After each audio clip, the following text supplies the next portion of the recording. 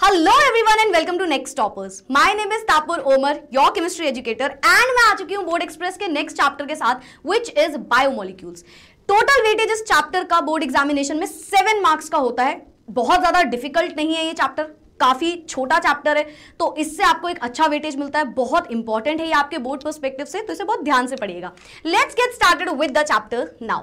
तो सबसे पहले बायोमोलिक्यूल्स होता क्या है. बायो मैम कुछ बायोलॉजी से रिलेटेड है ना, बायोलॉजी से रिलेटेड, बायोलॉजिकल बॉडी से related, and molecules related to chemistry. तो दोनों का ये एक तरीके से मिक्सचर समझ में आ रहा है. ये वो जैसे हम बोलते हैं ना कि एटम्स जो होते हैं वो बिल्डिंग ब्लॉक्स होते हैं किसी भी मैटर के, सिमिलरली बायोमोलिक्यूल्स होते हैं. बहुत से बायोमोलिक्यूल से मिलके ही कहीं ना कहीं पूरी की पूरी बॉडी जो है वो फंक्शन में है. ठीक है, तो बायोमोलिक्यूल्स एक केमिकल कंपाउंड होता है जो कि लिविंग ऑर्गेनिज्म में पाया जाता है. ये बिल्डिंग ब्लॉक होता है हमारे लिविंग ऑर्गेनिज्म का. ठीक है, इसकी डेफिनेशन क्या होती है.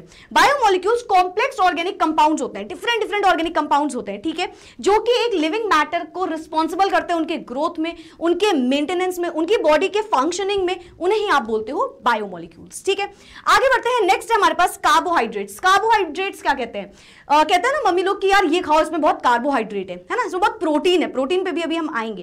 तो कार्बोहाइड्रेट होता क्या है. जनरली ऐसे हाइड्रेट्स जिसमें कार्बन ग्रुप हो. ऐसा समझ में आ रहा है? नहीं, इसका ना आपको एक डेफिनेशन होती है जो आपको समझनी भी है, और you have to learn that definition also. ठीक है, डेफिनेशन इज वेरी इंपॉर्टेंट. समझो पहले कार्बोहाइड्रेट्स होते क्या है. कार्बोहाइड्रेट्स हमारे प्रोड्यूस होते हैं प्लांट से. ठीक है, अच्छा इसको आप सैकराइड्स भी बोलते हो. सैकराइड्स का मतलब होता है स्वीट, शुगर. ठीक है, तो इसीलिए इनको आप सैकराइड्स भी बोलते हो, क्योंकि इनका टेस्ट जो होता है वो स्वीट इन टेस्ट होते हैं. जैसे कि शुगर हो गया, ग्लूकोज हो गया, फ्रक्टोज हो गया, स्टार्च हो गया, सेल्यूलोज हो गया, डिफरेंट हमारे पास कार्बोहाइड्रेट्स होते हैं. लेकिन इसकी एग्जैक्ट डेफिनेशन क्या है, ये डेफिनेशन नहीं है, डेफिनेशन नीचे लिखी हुई है. क्या होते हैं carbohydrates. Carbohydrates are optically active. एक एक वर्ड का मीनिंग समझना. What is optically active. जो कि प्लेन पोलराइज्ड लाइट को रोटेट कर पाए, या तो राइट साइड या तो लेफ्ट साइड, है ना, तो उन्हें आप बोलते हो कि वो ऑप्टिकली एक्टिव हैं. कार्बन उनमें प्रेजेंट है. ठीक है, पॉलीहाइड्रोक्सी यानी कि कार्बोहाइड्रेट में हमेशा एक से ज्यादा हाइड्रोक्सी ग्रुप होंगे. More than 1 OH group should be present. और या तो इनमें पाया जाएगा एल्डिहाइड्स या तो इनमें पाए जाएंगे कीटोन्स. तो कार्बोहाइड्रेट्स ऑप्टिकली एक्टिव होते हैं, पॉलीहाइड्रोक्सी होते हैं एल्डिहाइड के या फिर कीटोन के. ठीक है, और या फिर ऐसे कंपाउंड जिनमें हमें देखने को तो नहीं मिल रहा, बट जब उनकी हाइड्रोलिसिस करी, वाटर की प्रेजेंस में ब्रेक डाउन किया, तब हमें ऐसा देखने को मिल गया पॉलीहाइड्रोक्सी, ऑप्टिकली एक्टिव, एल्डिहाइड या कीटोन, तो उसे हम बोलते हैं कि वो है हमारे कार्बोहाइड्रेट. समझ में आया कार्बोहाइड्रेट क्या होता है. ऑप्टिकली एक्टिव होते हैं. ठीक है, यानी कि they can rotate the plane polarized light इधर इन द राइट डायरेक्शन और इन द लेफ्ट डायरेक्शन. ठीक है, साथ ही साथ इनमें क्या होता है, पॉलीहाइड्रोक्सी या तो एल्डिहाइड ग्रुप होगा या तो कीटोन ग्रुप होगा, जिसे हम अगेन एक एग्जांपल से भी अभी आगे समझेंगे. आगे बढ़ते हैं, कार्बोहाइड्रेट का क्लासिफिकेशन करते हैं. पहला क्लासिफिकेशन होता है हाइड्रोलिसिस के बेसिस पे, यानी कि किस तरीके से हम पानी के थ्रू इसको तोड़ सकते हैं. नंबर 1 होता है हमारे पास मोनोसैकेराइड्स. मोनो मतलब 1. मोनोसैकेराइड का मतलब है जो फर्दर ब्रेक डाउन नहीं हो सकता, जैसे फॉर एग्जांपल ग्लूकोज हो गया, फ्रक्टोज हो गया, है ना, गैलेक्टोज हो गया. इन्हें हम फर्दर ब्रेक नहीं कर सकते. They can not be further break in. क्यों? क्योंकि इनमें केवल एक शुगर मॉलिक्यूल प्रेजेंट है.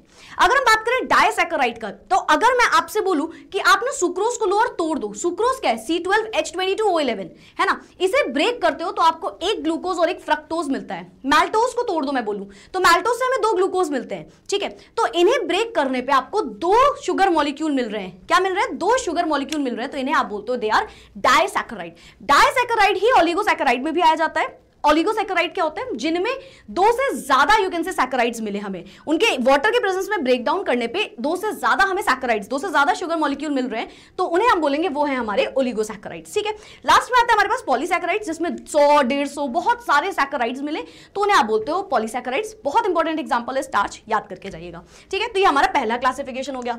दूसरा क्लासिफिकेशन होता है on the basis of physical properties. Physical property किस तरीके से वो दिख रहे हैं उसके बेसिस पे क्लासिफाई कर दो. एक होते हैं शुगर्स, एक होते हैं नॉन शुगर्स. शुगर नाम से थोड़ा थोड़ा तो आप समझ गए हो, है ना. शुगर्स क्या होते हैं, क्रिस्टलाइन सॉलिड स्वीट टेस्ट के होते हैं, पानी में सॉल्यूबल होते हैं, शार्प मेल्टिंग पॉइंट होता है इनका. फॉर एग्जाम्पल ग्लूकोज हो गया, फ्रक्टोज हो गया, ये शुगर की कैटेगरी में आते हैं. अगर हम बात करें नॉन शुगर्स की, ऑफकोर्स ये शुगर वाला पोर्शन इसमें नहीं होगा, लेकिन इससे क्या मतलब है मैम, सिंपल बात है, ये कलरलेस होंगे, टेस्टलेस होंगे, एमोर्फस सॉलिड की तरह पाए जाते हैं. नंबर 1 स्पैरिंगली सॉल्यूबल है पानी में. दे आर क्या लिखा है यहाँ पे, कुछ नहीं लिखा ऐसा, they are soluble in water but they are sparingly soluble in water. ठीक है, पूरी तरीके से नहीं है. एग्जाम्पल स्टार्च हो गया, सेल्यूलोज हो गया, डेक्स्ट्रिन हो गया, ग्लाइकोजन हो गया, और साथ ही साथ इनका मेल्टिंग पॉइंट बहुत शार्प नहीं होता है. नेक्स्ट क्लासिफिकेशन क्वेश्चन है रिड्यूसिंग एजेंट के पर्पस से, यानी कि रिड्यूसिंग प्रॉपर्टी कैसी है। आपको मैंने एल्डिहाइड कीटोन कार्बोक्सिलिक एसिड में दो चीजें पढ़ाई थी, Tollens reagent and Fehling solution. याद है कुछ क्या होते हैं वो? दोनों के दोनों बहुत माइल्ड ऑक्सीडाइजिंग एजेंट होते हैं, है ना, बहुत वीक ऑक्सीडाइजिंग एजेंट होते हैं। कमेंट में बताना अगर आपको याद है कि आखिर टॉलेंस रिएजेंट और फेलिंग सॉल्यूशन एल्डिहाइड और कीटोन में से कौन है जो दोनों को ऑक्सीडाइज, जिससे जो दोनों से ऑक्सीडाइज हो सकते हैं। ठीक है, एल्डिहाइड है या कीटोन है? जो टॉलेंस रिएजेंट और फेलिंग सॉल्यूशन दोनों को यू कैन से दोनों से रिएक्शन दिखा देगा। तो you can comment in the, you have to comment that in this particular video. Comment कर देना, पता चला तुमने वाला चैप्टर भी पढ़ा है या नहीं। ठीक है, खैर रिड्यूसिंग शुगर्स का क्या मतलब है? जो इन दोनों को रिड्यूस कर दे, टॉलेंस रिएजेंट और फेलिंग सॉल्यूशन को जो रिड्यूस कर दे उसे आप बोलते हो रिड्यूसिंग शुगर्स। तो अगर हमारे पास कोई ऐसा कार्बोहाइड्रेट है जो कि रिड्यूस कर सकता है Tollens reagent and Fehling solution को, अच्छा वो रिड्यूस कब कर पाएगा? हमने पढ़ा कि जो भी अपने कार्बोहाइड्रेट्स हैं उनमें क्या है, एल्डिहाइड या कीटोन ग्रुप है। तो अगर वो फ्री एल्डिहाइड और कीटोन ग्रुप है ना, फ्री है एल्डिहाइड या कीटोन ग्रुप, तो वो कर पाएगा ये काम। तो इसमें एक फ्री एल्डिहाइड और कीटोन ग्रुप होता है, जैसे एग्जांपल ग्लूकोज और फ्रक्टोज और राइबोस हो गया। ये टॉलेंस रिएजेंट और फेलिंग सॉल्यूशन को रिड्यूस नहीं करते हैं, they are non reducing sugars. ठीक है, कांट रिड्यूस देम, जैसे कि सुक्रोज हो गया और कुछ अपने पॉलीसैकेराइड्स हो गए। आगे बढ़ते हैं, नेक्स्ट है हमारे पास chemical properties of glucose. Chemical properties से क्या समझते हो? रिएक्शंस। ठीक है, जब हम केमिकल प्रॉपर्टीज इसकी पढ़ते हैं ना, तो ये हमें ये बताता है कि किस तरीके से ग्लूकोज का स्ट्रक्चर है। मतलब अगर आप केमिकल प्रॉपर्टीज जान जाओगे ना, तो आप एग्जैक्ट स्ट्रक्चर समझ रहे हो बेसिकली। नहीं समझ में? समझाती हूँ। सपोज मैंने आपसे बोला कि हमने ना एक ग्लूकोज का ग्रुप ले लिया, ठीक है, सबसे पहले इसकी रिएक्शन कराई ब्रोमीन वाटर से। अब ब्रोमीन वाटर के साथ क्या होता है, एल्डिहाइड अगर है तो वो ऑक्सीडेशन करता है। ठीक है, तो यहाँ पे हमने देखा कि इसने ऑक्सीडेशन किया और ग्लूकोनिक एसिड बन गया। इस रिएक्शन से हमें ये कंफर्म हो गया कि इसमें एक एल्डिहाइड ग्रुप प्रेजेंट है। जो कार्बोनिल ग्रुप लगा है ना, जो कार्बोनिल ग्रुप लगा है, जो कि एल्डिहाइड या कीटोन में से कुछ भी हो सकता है, वो यहाँ पे क्या पता चल गया कि वो एल्डिहाइड ग्रुप है, क्योंकि ब्रोमीन वाटर से ऑक्सीडाइज हो गया। देन हमने इसकी रिएक्शन कराई HI से, हाइड्रोजन आयोडाइड, रिड्यूसिंग एजेंट की तरह वर्क करता है। हमने रिएक्शन कराई, हमें मिल गया N-हेक्सेन। हमें देखने को मिला कि टोटल 6 कार्बन लगे और एक स्ट्रेट चेन में लगे हैं। तो इस रिएक्शन से हमें कंफर्म हो गया कि इसकी प्रेजेंस है स्ट्रेट चेन की। यहाँ पे ये जो केमिकल प्रॉपर्टीज है, इससे आपको ऐसी क्वेश्चन पूछ सकता है कि किस रिएक्शन से आपको क्या समझ में आ रहा है। ठीक है, क्या प्रूव हो रहा है उस रिएक्शन से। देन हमने इसकी रिएक्शन कराई थोड़ा सा mild oxidizing agent, oxidizing agent HNO3 से। नाइट्रिक एसिड से रिएक्शन कराने पे अगेन ही हमको सैकरिक एसिड मिल गया। सैकरिक एसिड में क्या देखा हमने कि जो फर्स्ट और लास्ट कार्बन है, जो सेकंड डिग्री वाले 2 डिग्री वाले कार्बन है इसके, सॉरी जो फर्स्ट और लास्ट कार्बन है इसका, हमने देखा वो दोनों ऑक्सीडाइज हो गया और जो सेंटर कार्बन है उसमें कोई भी चेंजेस नहीं आए। तो आपने बोला कि यहां से हमें कंफर्म हो जाता है कि यहां पे प्राइमरी अल्कोहल ग्रुप प्रेजेंट है ना, फर्स्ट डिग्री वाला। तो 1 डिग्री वाला ऑक्सीडाइज कर गया, तो इसको आप बोलोगे कि there is the presence of primary alcoholic group. ठीक है, देन उसके बाद क्या किया हमने, इसकी रिएक्शन HCN हाइड्रोजन साइनाइड से कराई। तो हमने देखा ये कार्बोनिल ग्रुप जो था डबल बॉन्ड O से लगा था, उसमें HCN जाके जुड़ गया और एक हाइड्रोजन लगा हुआ था और एक OH जुड़ गया। तो यहाँ पे ग्लूकोज साइनोहाइड्रिन बन गया। और इस रिएक्शन ने हमें यह बताया कि यहां पे कार्बोनिल ग्रुप प्रेजेंट था, है ना, तभी तो वो HCN से रिएक्ट कर पाया होगा। C डबल बॉन्ड O वाला ग्रुप प्रेजेंट था, जिसकी वजह से वो बॉन्ड टूटा, HCN जाके अटैक कर गया। ठीक है, तो यहां से हमें पता चल HCN जाके अटैक कर गया। तो यहां से हमें क्या पता चला कि यहां पे प्रेजेंट है हमारे पास एक कार्बोनिल ग्रुप। ये समझ में आया आपको हुआ क्या होगा? C डबल बॉन्ड O था, ठीक है, HCN गया, जिसमें CN जो है इससे एक H भी लगा होता है, तो इससे जाके लग गया, एंड H वाला जो पॉजिटिव है वो यहां से बॉन्ड तोड़ के O के साथ चला गया। तो ध्यान से देखो, ऊपर OH लग गया और HCN लग गया। ठीक है, तो इस तरीके से ये रिएक्शन हो गई। सिमिलरली एक और रिएक्शन होती है, अगर आप ग्लूकोज को ले लो एंड इसकी रिएक्शन करा दो एसिडिक एनहाइड्राइड से, तो आपको देखने को मिलता है ये ग्लूकोज पेंटा एसीटेट बन जाता है, जिससे पता चल जाता है कितने नंबर ऑफ कार्बन किस तरीके से अरेंज है रिएक्शन में, ग्लूकोज में बेसिकली। ठीक है, आगे बढ़ते हैं, ग्लूकोज का स्ट्रक्चर क्या होता है। तो 3 टाइप के आप स्ट्रक्चर पढ़ते हो, एक स्ट्रेट चेन, एक साइक्लिक और एक Haworth structure. Straight chain, cyclic, Haworth structure. जैसे हम साइक्लिक स्ट्रक्चर की जब बात करें, of course straight chain as it is होता है, बस उसमें ऑक्सीजन नहीं लगा होगा। ठीक है, तो ग्लूकोज होता क्या है पहले तो, C6H12O6, ये ग्लूकोज का स्ट्रक्चर है, ये ग्लूकोज का मॉलिक्यूलर फॉर्मूला है। अच्छा, फ्रक्टोज का मॉलिक्यूलर फॉर्मूला क्या होता है? कोई बताएगा फ्रक्टोज का मॉलिक्यूलर फॉर्मूला क्या? तो मैम हम कैसे बताएं, हम लाइव में नहीं बैठे हैं। चलो मैं बताती हूँ। अगर हम फ्रक्टोज की बात करते हैं तो उसका भी फॉर्मूला सेम होता है ना, सेम होता है। तो दोनों में क्या कोई डिफरेंस नहीं होता? डिफरेंस भी होता है। क्या डिफरेंस होता है अभी समझाएंगे। ठीक है, बस कार्बोहाइड्रेट की डेफिनेशन याद रखना, फिर समझाऊंगी इसका क्या डिफरेंस है। ठीक है, चलो तो यहाँ पे आता है, इसका स्ट्रक्चर बनाते हैं। तो आपको क्या करना है, सिंपल एक स्ट्रेट चेन लेनी है जिसमें टोटल 6 कार्बन जोड़ने हैं। ठीक है, स्ट्रेट चेन लेनी है, 1 2 3 4 5 और एक 6 कार्बन। ठीक है, लास्ट वाले कार्बन में आपको अल्कोहल ग्रुप लगाना है, CH2OH ग्रुप लगाना है। ठीक है, फिर उसके बाद HOH करके लगाना, S लगाना, HOH। याद रखना जो थर्ड नंबर पे कार्बन है ना उसमें OH लगा देना, ठीक है। और ऑफकोर्स जो लास्ट वाला OH है उसको जाके O को साइक्लिक स्ट्रक्चर यानी कि ऊपर वाले कार्बन से जोड़ देना। ऊपर लगा क्या होगा, C डबल बॉन्ड O लगा होगा। तो नीचे जब एक O को आपने इससे जोड़ा, नीचे जब आपने एक O को इससे जोड़ा तो इसका ये वाला बॉन्ड टूटा जिससे एक H यहां पे लग गया, ठीक है। तो ये होता है इसका साइक्लिक स्ट्रक्चर। कौन सा स्ट्रक्चर, साइक्लिक स्ट्रक्चर। अच्छा, अगर ये OH राइट साइड लगा है तो आप इसको बोलते हो अल्फा डी ग्लूकोज, एंड अगर यही OH लेफ्ट साइड लगा है तो आप इसको बोलते हो beta D glucose. Alpha D glucose and beta D glucose. इसी का एक स्ट्रक्चर होता है हैवॉर्थ स्ट्रक्चर। देखो हैवॉर्थ स्ट्रक्चर बहुत सिंपल है, सिंपल सी ट्रिक याद रखना, राइट लो। राइट लो मतलब जो भी राइट पोजीशन में लगा है उसे लोअर पोजीशन देते जाओ, ठीक है। जैसे सबसे पहले देखो मुझे OH दिखा तो पहले OH लगाया, फिर उसके नीचे एक और OH लगाया, उसके नीचे एक H लगाया, उसके नीचे एक और OH लगाया, फिर उसके बाद इस तरीके से H लगा हुआ है, ठीक है। और सबसे नीचे क्या लगा है, CH2OH। तो राइट साइड को लोअर पोजीशन दे दो, बची हुई जगह को अंदर वाली पोजीशन दे दो, ठीक है। ये फ्रक्टोज जैसा साइन, सॉरी फ्रक्टोज बोल रही हूं, पायरीन जैसा स्ट्रक्चर बनाता है ना, तो बस वही यहां पे बना हुआ है इस तरीके से, ठीक है। रिंग लाइक स्ट्रक्चर बन जाता है हैवॉर्थ में। सिमिलरली आप यहाँ पे बीटा डी ग्लूकोज का भी बना सकते हो। तो ये इसके ग्लूकोज के स्ट्रक्चर होते हैं। ग्लूकोज में कौन सा ग्रुप लगा है, एल्डिहाइड ग्रुप लगा है। आप देख रहे हो C डबल बॉन्ड O लगा है, C डबल बॉन्ड O, एक साइड चेन लगी हुई है, ये देखो नीचे एक साइड चेन लगी हुई है, तो दिस इज एल्डिहाइड ग्रुप। यहाँ पे कीटोन ग्रुप नहीं है, और यही डिफरेंस होता है कीटोन ग्लूकोज और फ्रक्टोज में। फ्रक्टोज का स्ट्रक्चर एकदम सेम होगा, बस डिफरेंस ये होगा कि फ्रक्टोज में कीटोन प्रेजेंट होता है, कीटो ग्रुप प्रेजेंट होता है, ठीक है। इसमें एल्डो ग्रुप प्रेजेंट होता है, एल्डोज होता है उसमें कीटोज होता है, ठीक है। नाउ म्यूटर रोटेशन क्या होता है, नाम से समझ में आ रहा है कुछ रोटेशन से बात हो रही है। स्पेसिफिक रोटेशन, जब चेंज आएगा किसी भी स्पेसिफिक रोटेशन में, किसी भी सोल्यूशन में, ऑप्टिकली एक्टिव कंपाउंड में, ऑप्टिकली एक्टिव क्या होता है, वही प्लेन पोलराइज्ड लाइट को रोटेट कर देगा, है ना। कायरल कार्बन प्रेजेंट होगा, यानी कि ऐसा कार्बन जिससे जितने भी ग्रुप लगे हैं वो सबके सब डिफरेंट ग्रुप्स हैं, तो वो आपका कायरल कार्बन होगा, तो वो ऑप्टिकली एक्टिव कंपाउंड है। तो जब आपको एक स्पेसिफिक चेंज देखने को मिलता है without any change in their property, जैसा कि हम किसमें देखते हैं, आइसोमर्स में, तो वही यहाँ पे बायोमोलिक्यूल्स के टर्म्स में बात हो रही है, उसे आप बोलते हो म्यूटा रोटेशन। एक स्पेसिफिक हमें डायरेक्शन में चेंज देखने को मिलता है, स्पेसिफिक डायरेक्शन में हमें चेंज देखने को मिलता है, तो दैट इज अपना म्यूटा रोटेशन। जो आपने अभी देखा OH ग्रुप को हम घुमा रहे हैं, है ना, तो that is mutarotation. Structure fructose का कैसे होता है, फ्रक्टोज हमारा हनी, स्वीट फ्रूट्स, इन सब में पाया जाता है, ठीक है। C6H12O6 जो ग्लूकोज का फॉर्मूला है, फॉर्मूला यहाँ पे सेम है, बस यहाँ पे क्या है कि ये कीटोहेक्सोज है। कीटोहेक्सोज मतलब कीटोनिक ग्रुप लगा है 6 कार्बन से, ठीक है। ये देखो जो कीटो ग्रुप है, जो C डबल बॉन्ड O है, उसके ऊपर भी चेन है और नीचे भी चेन है ना, दैट इज कीटोन ग्रुप लगा है यहाँ पे। और बाकी सेम तरीके से आप इसका चेन स्ट्रक्चर बना सकते हो, ठीक है।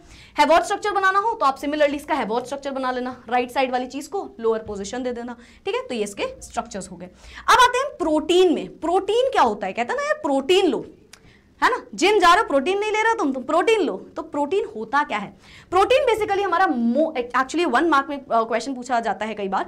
प्रोटीन जो होता है वो मोस्ट अबेंडेंट बायोमोलिक्यूल होता है, सबसे ज्यादा पाया जाने वाला बायोमोलिक्यूल होता है लिविंग सिस्टम का, ठीक है। किस लिए रिक्वायरमेंट होती है इसकी, ताकि ग्रोथ हो पाए, ताकि मेंटेनेंस हो पाए हमारी बॉडी का, तो उसके लिए ये रिक्वायर्ड होता है। प्रोटीन आया कहां से, ये वर्ड आया है प्रोटियोस से, और प्रोटियोस का मतलब होता था प्राइम इंपॉर्टेंस। ये ग्रीक वर्ड है जिसका मीनिंग होता है इनिशियल इंपॉर्टेंस, सबसे पहली इंपॉर्टेंस जो है, जो सबसे पहली रिक्वायरमेंट है, दैट इज अपना प्रोटीन। सारे के सारे प्रोटीन्स जो होते हैं वो पता है किससे बने होते हैं, अल्फा अमीनो एसिड से।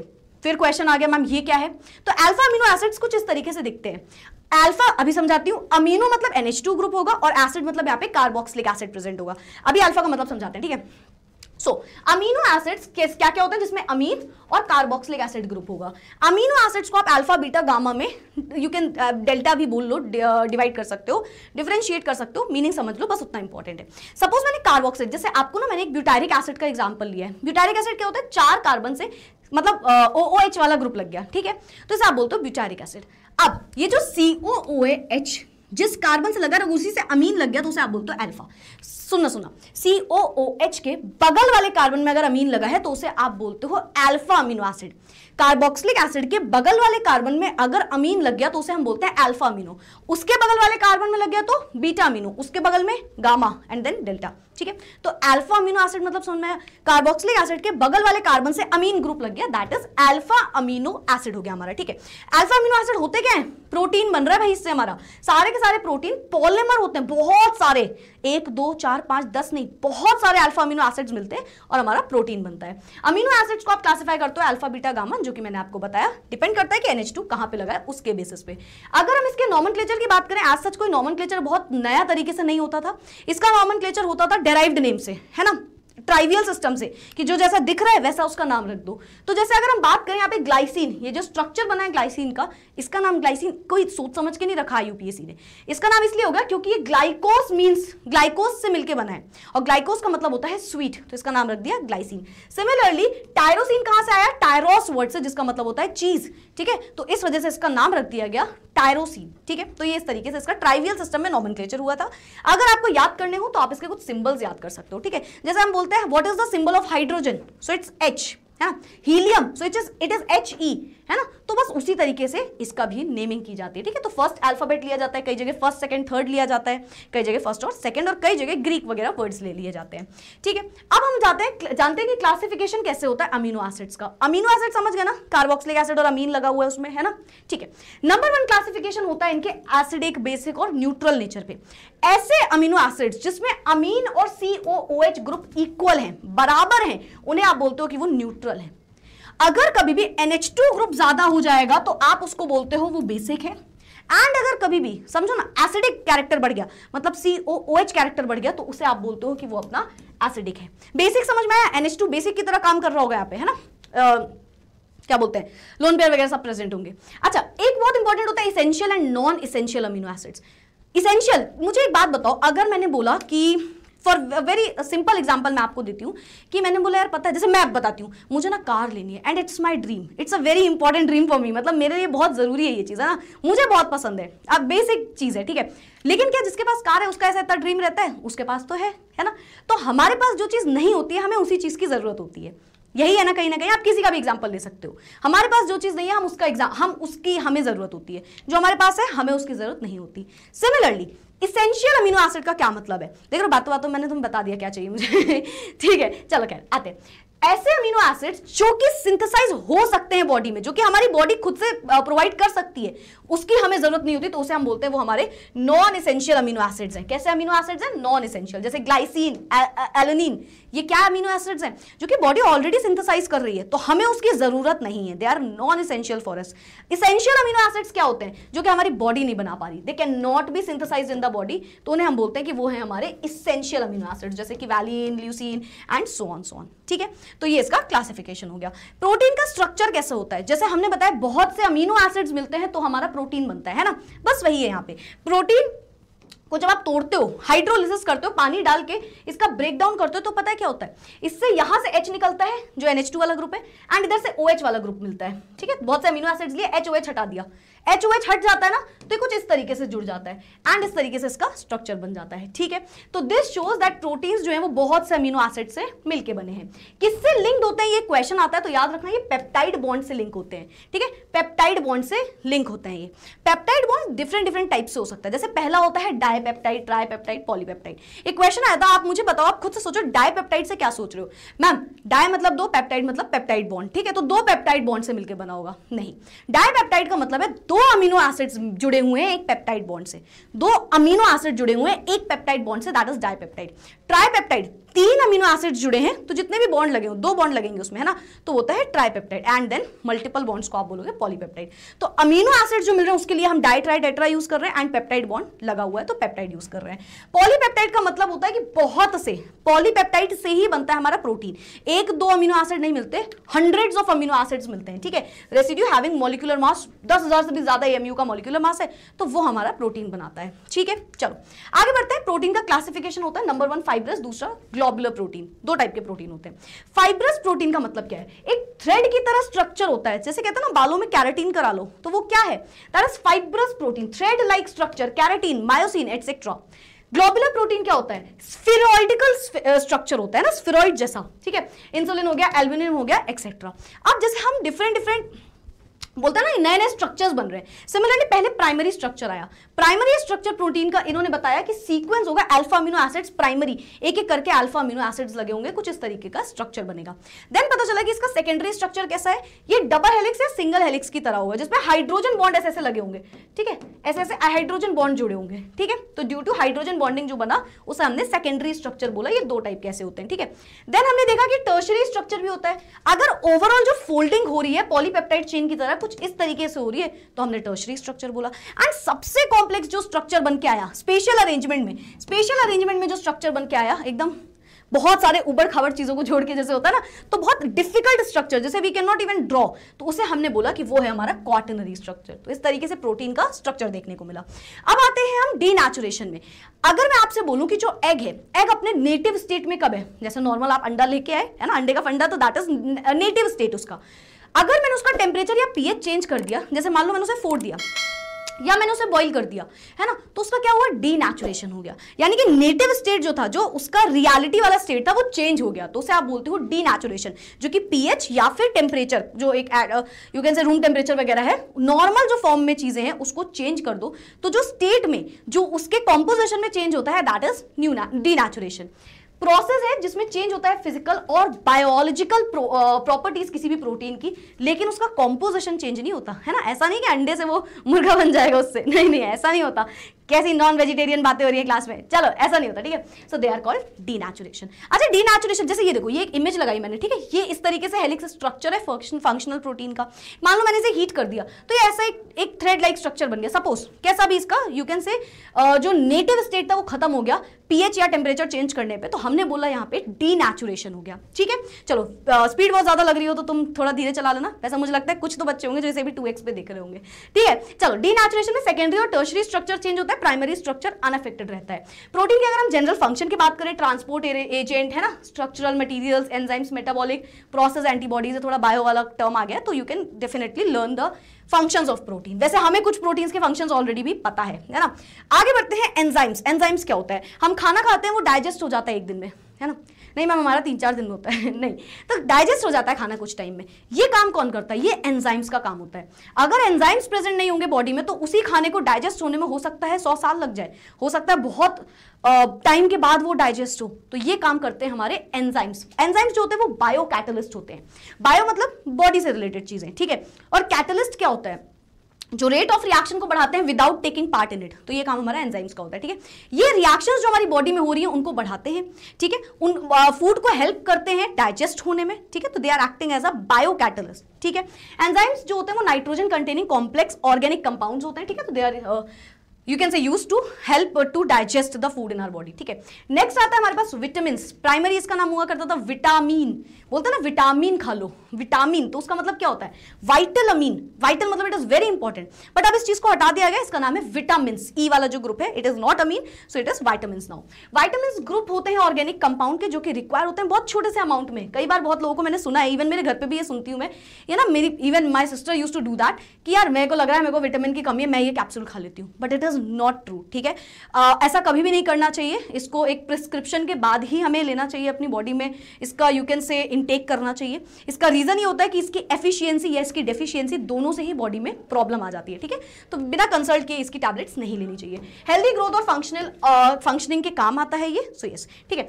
किसी विटामिन की कमी से देखो डिफरेंट हमें प्रॉब्लम्स हो सकती है। यहाँ पे जो विटामिन बी और विटामिन सी होता है ये वाटर सोल्यूबल होते हैं। इसके अलावा जो ए डी ई के होते हैं वो हमारे फैट सोल्यूबल होते हैं। डिफरेंट हमें फूड से विटामिन मिलता है, ठीक है। आगे बढ़ते हैं, ये तो हो गया है भाई हमारा। अच्छा, now it is joined by, कैसे जॉइंड होता है, ये क्या है, तो यहां पे हम आते हैं अपने न्यूक्लियोसाइड एंड न्यूक्लियोटाइड। ये है क्या, तो ये जो हमारा न्यूक्लिक एसिड होता है, न्यूक्लिक एसिड किससे मिलके बना होता है, पेंटोज शुगर, नाइट्रोजन और फॉस्फोरिक एसिड। तीन चीजों को मिला दो तो न्यूक्लिक एसिड बनता है। क्या, एक तो हमारा पेंटोज शुगर है, एक हमारा क्या है पेंटोज है, एक हमारा फॉस्फोरिक ग्रुप है, पेंटोज शुगर है, फॉस्फोरिक ग्रुप है एंड नाइट्रोजन कंटेनिंग ग्रुप है। तीन ग्रुप से मिलकर बनता है हमारा न्यूक्लिक एसिड। न्यूक्लिक एसिड दो टाइप के होते हैं, एक न्यूक्लियोसाइड, एक न्यूक्लियोटाइड। न्यूक्लियोसाइड, इमेज याद रखो माइंड में, न्यूक्लियोसाइड और न्यूक्लियोटाइड, सिंपल सा डिफरेंस बताऊं, इसमें फॉस्फोरिक एसिड नहीं होता, इसमें होता है, ठीक है। तो न्यूक्लियोसाइड क्या है, यूनिट जो कि फॉर्म होगी जब फर्स्ट पोजीशन, जो ये जो शुगर ग्रुप है इसके फर्स्ट पोजीशन वाले से अगर आपने एक बेस लगा दिया, ठीक है, फर्स्ट पोजीशन वाले से आपने क्या किया, आपने एक बेस ऐड कर दिया, तो उसे आप बोलते हो न्यूक्लियोसाइड, ठीक है। बेस ऐड कर दिया फर्स्ट पोजीशन में, ठीक है। Pentose sugar, nitrogen and phosphoric acid, तीन चीजें हैं, ठीक है। अगर हम न्यूक्लियोटाइड की बात करें तो आपने क्या बोला, fifth position of the sugar में आपने यहाँ पे फॉस्फोरिक एसिड भी जोड़ दिया। क्या जोड़ दिया, यहाँ पे फिफ्थ कार्बन से फॉस्फोरिक एसिड जोड़ दिया, तो दैट इज अपना न्यूक्लियोटाइड। तो न्यूक्लिक एसिड किससे मिलकर बना होता है, तीन चीजों से। कौन कौन सी, पेंटोज शुगर होता है हमारे पास होता है अपना phosphoric group and nitrogen containing कोई एक हेट्रोसाइक्लिक ग्रुप होता है। अगर हम बात करें न्यूक्लियोसाइड, न्यूक्लियोटाइड, तो साइड वाले में साइड कर देते हैं फॉस्फोरिक एसिड को, ठीक है, एंड यहाँ पे ऐड कर देते हैं उसको। ठीक है भाई, आगे बढ़ते हैं। न्यूक्लिक एसिड दो टाइप के होते हैं, जैसे कि एक होता है डीएनए, एक होता है आरएनए। हर एक स्पीशीज जो होती है वो अपने एंसेस्टर्स से मिलती है। कहते हैं यार ये अपनी बहन की तरह ही लग रही है, एकदम सेम, है ना। सैफ अली खान के बेटे को देखा, हमें लगा सैफ अली खान है, शाहरुख खान के बेटे को देखा, हमें लगा शाहरुख खान है ना। तो इस तरीके से अपने अपने एंसेस्टर्स से कहीं ना कहीं कुछ रिजेंबलेंस होती है प्रॉपर्टी में, तो वो होता है हमारे डीएनए और डीएनए की वजह से वैसे बेसिकली। तो डीएनए और आरएनए दो चीजें होती है न्यूक्लिक एसिड में। डीएनए में 3-4 चीजें पाई जाती हैं, adenine, guanine, cytosine and thymine. ठीक है, एडेनिन, ग्वानिन, साइटोसिन और थायमिन, ये 4 बेस प्रेजेंट होते हैं। आरएनए का अगर डिफरेंस करोगे तो यहां पे प्रेजेंट होता है एडेनिन, ग्वानिन, साइटोसिन, तीनों तो सिमिलर हो गए, बट थायमिन की जगह यहां पे आता है यूरेसिल। क्या आता है? यूरेसिल। तो ये दो इसके डिफरेंस हो गए। डीएनए आप जानते ही हो, है ना, जो एंसेस्टर्स से हम जिस तरीके से रिजेंबल कर रहे हैं, है ना, ट्रांसफर हो रही है जो heredity, that is because of DNA. RNA की अगर बात करेंगे तो ये प्रोटीन सिंथेसिस के यू कैन से में हेल्प करते हैं। आरएनए सिंगल हेलिक्स स्ट्रक्चर होता है इस तरीके से, and DNA double deoxyribonucleic acid, ये डीएनए का फुल फॉर्म होता है। इसका क्या होता है? Ribonucleic acid. ठीक है, यहां डबल हेलिक्स स्ट्रक्चर होता है, सिंगल स्ट्रैंडेड हेलिक्स स्ट्रक्चर होता है। ठीक है, सिंगल स्ट्रैंडेड स्ट्रक्चर होता है।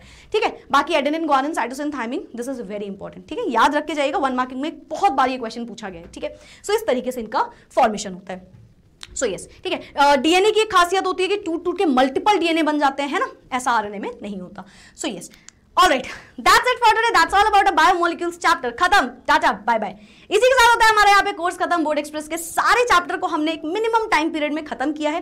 इसके बाद आपको कुछ क्वेश्चंस चाहिए तो इसी पीडीएफ में जो नीचे डाउनलोड कर सकते हो आप, एक लिंक आ रहा होगा, उसमें आपको कुछ क्वेश्चंस मिल जाएंगे इंपॉर्टेंट 10 to 15, उसको आप सॉल्व कर लेना, तो आपकी पूरी तरीके से प्रैक्टिस रहेगी। दैट्स इट फॉर टुडे, हम फिर मिलेंगे। ऐसा नहीं है कि बोर्ड एक्सप्रेस खत्म हो गया तो हमारा मिलना खत्म हो गया, हम तो मिलते रहेंगे। तो मिलते हैं अगले सेशन में। Bye bye, take care and keep studying. Thank you everyone.